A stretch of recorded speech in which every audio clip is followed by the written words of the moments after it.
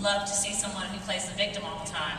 I think when Tara actually gets close to loving someone or gets intrigued by someone, she immediately runs away. Yeah. Like we've seen her do it with Sam, we've now seen her do it with James. She's like, oh, I think I kind of like you, I'm gonna go over here.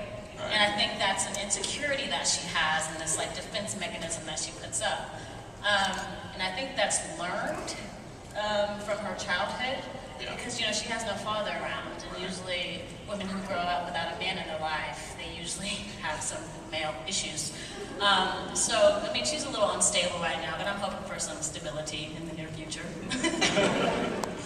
I mean, speaking of being drawn to disturb people, Sam, like, Sam's family is, like, pure Maury Povich trash. Like, 99, like, I mean, like, he needs a DNA test up in this piece because they are... So why is Sam so intent on helping them? Because they're clearly not well-balanced people. Why do you think that is? Well, I think Sam is really intent, you know, wants to help his brother.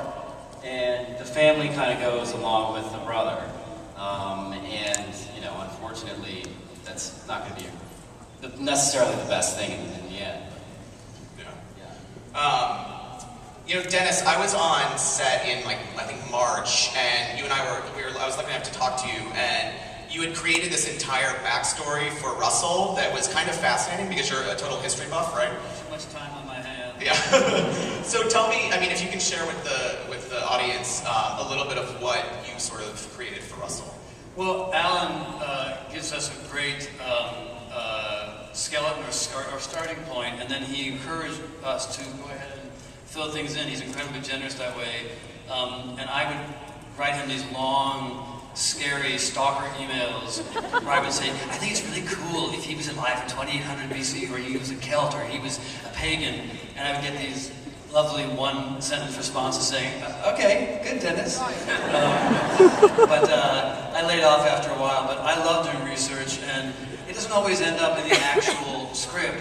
But for us, it's really important because it kind of informs how we behave, informs how we think.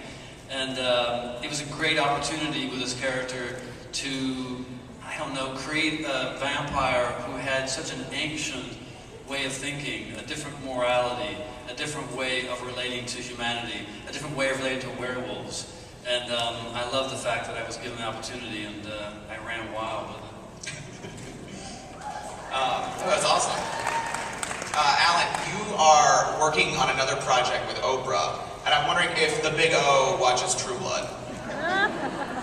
I don't know. I've never actually spoken to Oprah. Oh. she won't take my calls. Okay. So, no, I have no idea. Okay. But we're working on something else. But okay. I have yet to actually make her acquaintance. I mean, speaking of celebrities, how did the Snoop Dogg kind of video come about? Honestly, I knew that Snoop was a fan of the show and that he wanted to be on it since the first season.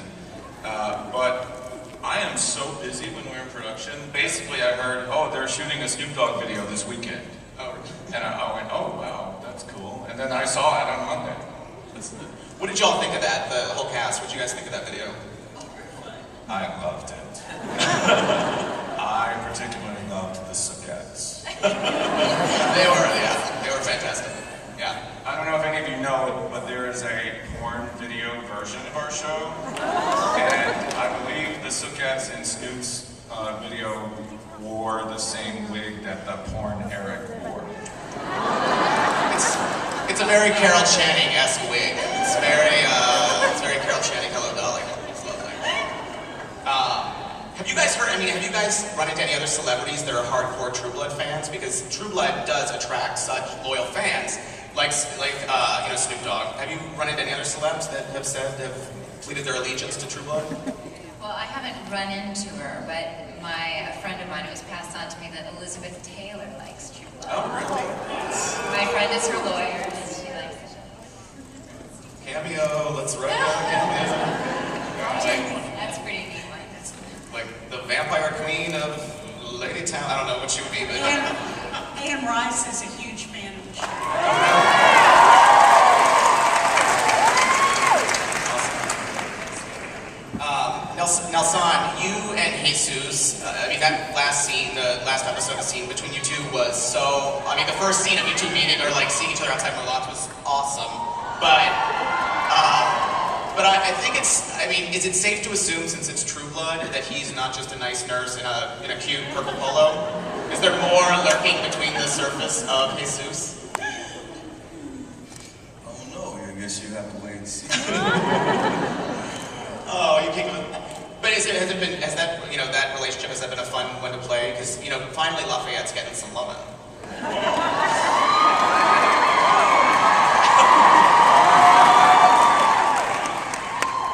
Yeah, I mean, normally any love making with Lafayette, there's a financial transaction.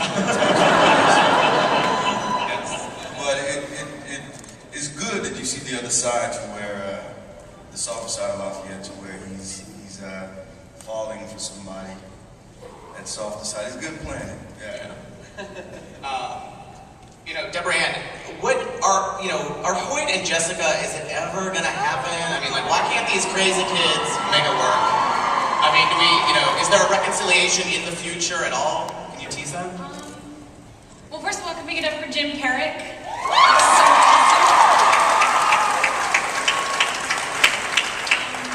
I mean, I always sort of thought that if I did my job, I would know that if everybody in the world fell in love with Hoyt Fortenberry. So if that's true, then I feel really good.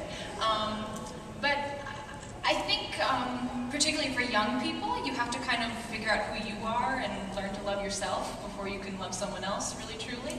And I think with the confusion right now of being a vampire, I don't know if Jessica loves herself very much. So we have to wait for that to happen first. She sort of had like a little bit of a not a bromance, but like a lady romance with Pam a little bit, I feel like in the first couple episodes. That was, yeah.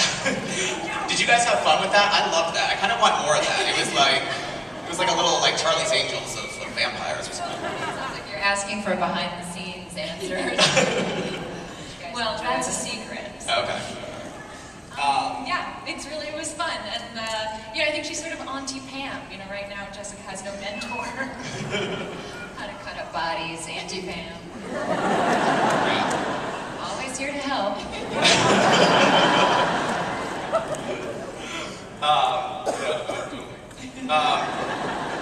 Kristen, this is my question I've been thinking about this all season. Do you think Eric is he more loyal to, if he could choose between Pam or Sookie, who would he choose? Oh, jeez.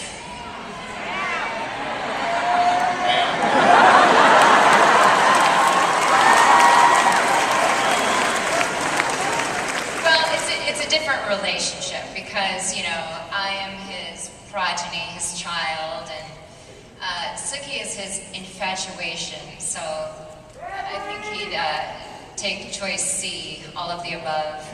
Okay. All right. For the fans out there, we're going to take questions from you all, so in a few minutes. So if you want to start lining up, I know there's probably a lot of you, so I don't know where the microphone is, but start lining up somewhere. But Charlene, is there anything that you haven't seen yet on the TV version of True Blood that you are dying for Alan to bring to the screen? I'm looking forward to meeting Sookie's great-grandfather.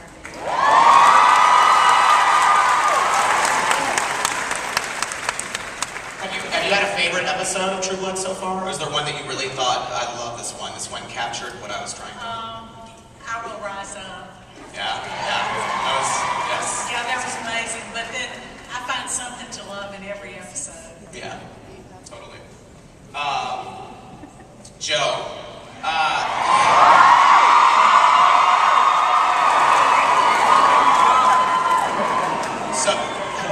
So, I mean, when I talked to we talked a little bit about, like, if you come on True Blood, you're gonna have to be naked. And it's just a given. And you sort of talked about You're gonna like this weekend's episode.